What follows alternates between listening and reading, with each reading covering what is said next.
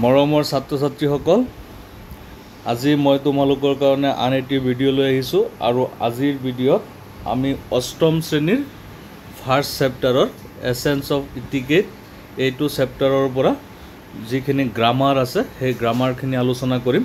Activity 1 তোমালোক সকলোৱে ভিডিঅ'টি শেষলৈ চাবা। চেনেলটো ছাবস্ক্ৰাইব নকৰিলে ছাবস্ক্ৰাইব কৰিবা আৰু বন্ধু বান্ধৱলৈ শ্বেয়াৰ কৰিবা।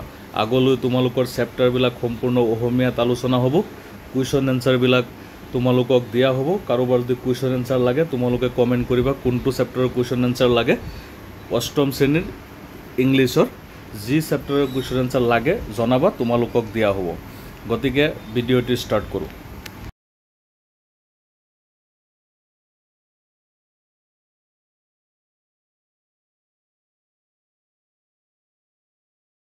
Activity 1 দিয়া আছে fill in the blanks with correct determiners from those given in brackets.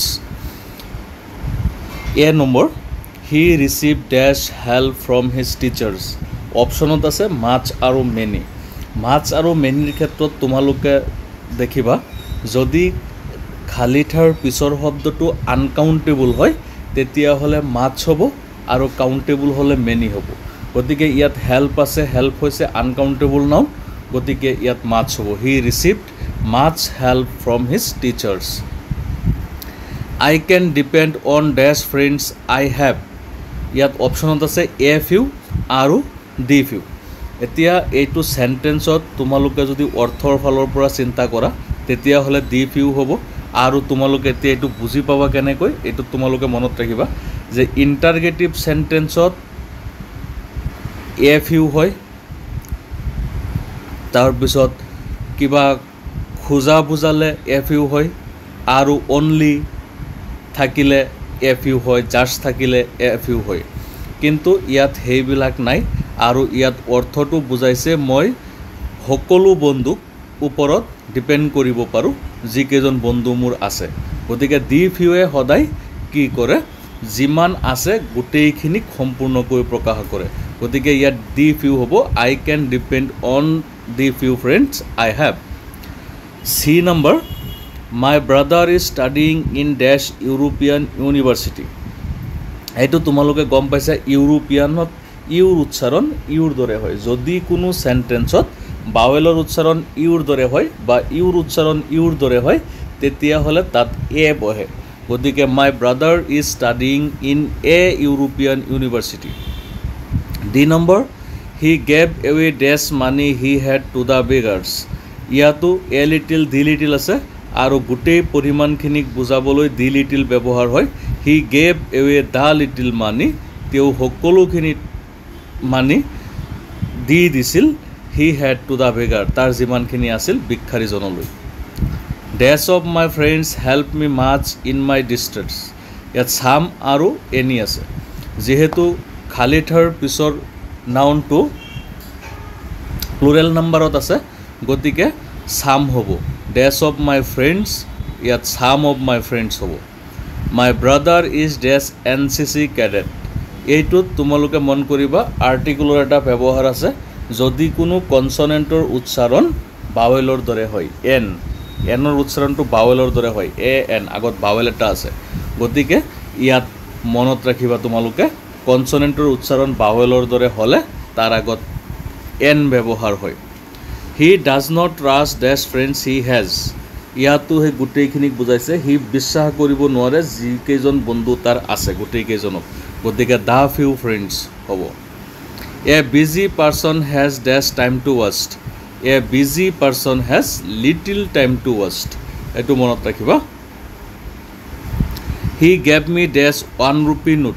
এইটো তোমালোকে মনত ৰাখিবা যদি কোনো চেণ্টেন্সত অ'ৰ উচ্চাৰণ ৱাৰ দৰে হয় যেনে ওৱান তেতিয়াহ'লে তাৰ আগত এ ব্যৱহাৰ হয়। গতিকে he gave me a 1 rupee note. Can you lend me dash books. Interrogative sentence যিহেতু এ ফিউ ব্যৱহাৰ হ'ব। Can you lend me a few books. He will stay here for dash while. For a while কনচনেণ্টৰ আগত a ব্যৱহাৰ হয়। W আছে semi bowel আৰু ইয়াত তোমালোকে জানিব লাগিব ছেমি বাৱেল ইয়াত নামহে, কিন্তু যেতিয়া সেমি বাৱেল দুটাৰ ব্যৱহাৰ হৈ যায় তেতিয়া হিহতে হয় বাৱেলৰ নিচিনা কাম কৰে নহলে কনসনেন্টৰ নিচিনা কাম কৰে W আৰু Y ক সেমি বাৱেল বুলি কোৱা হয় আৰু যেতিয়া তোমালোকে মনত ৰাখিবা কথাটো W আৰু Y কোনো ওয়াৰ্ডৰ ফাৰ্ষ্টত থাকে ইয়াত হোৱাইলৰ ফাৰ্ষ্টত আছে নহয় যদি ফাৰ্ষ্টত থাকে তেতিয়া ইহত কনসনেন্ট হৈ পৰে মাজত বা হেহত থাকিলে বাৱেল হৈ পৰে গতিকে এতিয়া কনসনেন্ট হৈছে আৰু কনসনেন্টৰ আগত এ ব্যৱহাৰ হয় dash of the boys has done his work সীমিত সংখ্যাৰ ভিতৰত প্ৰতিটোক বুজাবলৈ ইচ ব্যৱহাৰ হয় আৰু এইটো তোমালোকে মনত ৰাখিবা each of the boys has done his work যদি নাম্বাৰটো প্লুৰেল থাকে তেতিয়াহলে ইচ ব্যৱহাৰ হয় আৰু সিঙ্গুলাৰ থাকিলে এভৰি ব্যৱহাৰ হয় নাউনটো নাউনত চাবা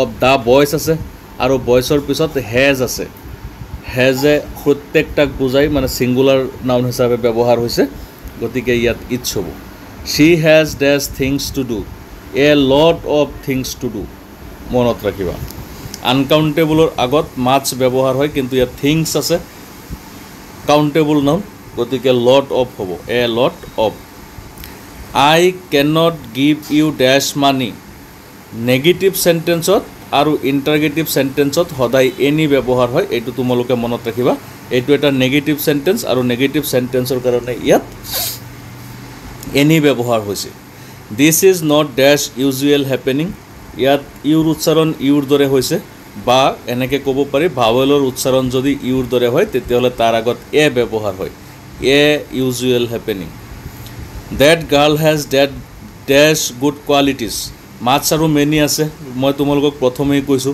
যদি কাউন্টেবল হয় মেনি হ'ব আনকাউন্টেবল থাকিলে মাছ হ'ব এতিয়া গুড কোৱালিটিজ কাউন্টেবল আছে গতিকে মেনি হ'ব Can you help me with dash money interrogative sentence গতিকে any ব্যৱহাৰ হ'ব Can you help me with any money